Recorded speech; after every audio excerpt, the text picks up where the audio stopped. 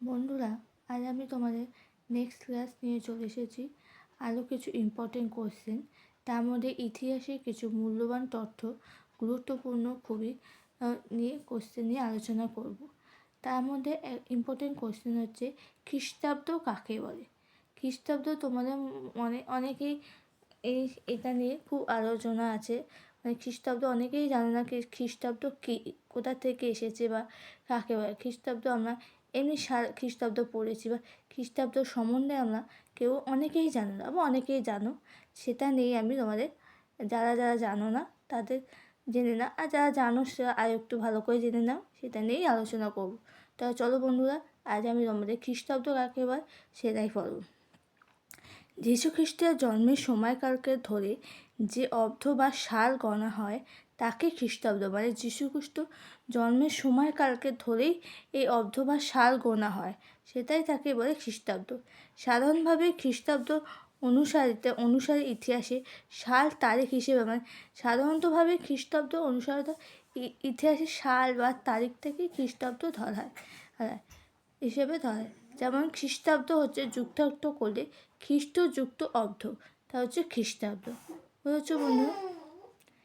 এরপর next question হচ্ছে খ্রিস্টপূর্বাব্দ কাকে বলে, হচ্ছে খ্রিস্টপূর্বাব্দ। এটা হচ্ছে অনেক ইতিহাসে খ্রিস্টপূর্বাব্দ আলোচনা করা হয়। এটা তোমরা অনেকেই জানো, অনেকেই জানো না, সেটা নিয়ে তোমরা আমি আলোচনা করছি। যীশুখ্রিস্টের জন্মের আগের সময় বলা হয় এবং তাকে খ্রিস্টপূর্ব, মানে এটাও যীশুখ্রিস্ট জন্মের আগের সময়কালকেই বলা হয় খ্রিস্টপূর্বাব্দ। এবং পূর্ব মানে আগে বা তাকে খ্রিস্টপূর্বাব্দ হয়, এবার খ্রিস্টযুক্ত পূর্ব আগে, এবং অব্দ হচ্ছে খ্রিস্ট জন্মে অব্দ গণনা হয়, মানে খ্রিস্ট প্লাস পূর্ব এবং আগে হচ্ছে প্লাস অব্দ করলে খ্রিস্টের জন্মে আগে, তাই এই অব্দ গণনা হয়। তারপরে কি বলেছে নেক্সট কোশ্চেন, খ্রিস্ট বা খ্রিস্টপূর্বাব্দ কীভাবে গণনা করে। এটা তোমাদের উদাহরণ দিয়ে দেখিয়ে দিচ্ছি। খ্রিস্টাব্দ গণনা করা হয় ছোট থেকে, যেমন 1 থেকে 5 এইভাবে। আর খ্রিস্টপূর্বাব্দ হয় গণনা করে বড় থেকে ছোট। ঠিক আছে? প্রথম খ্রিস্টাব্দ মানে কি?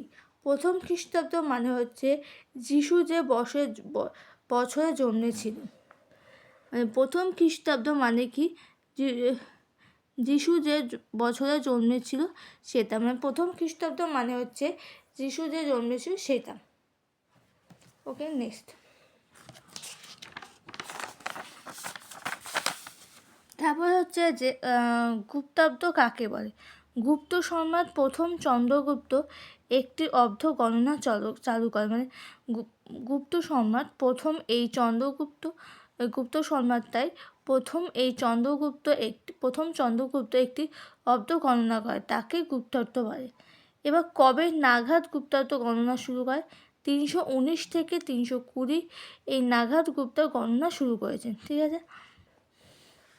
তারপর এটা হচ্ছে আরেকটা ইম্পর্ট্যান্ট কোশ্চেন, খুব ভেরি ইম্পর্ট্যান্ট হচ্ছে একটি ক্যালেন্ডার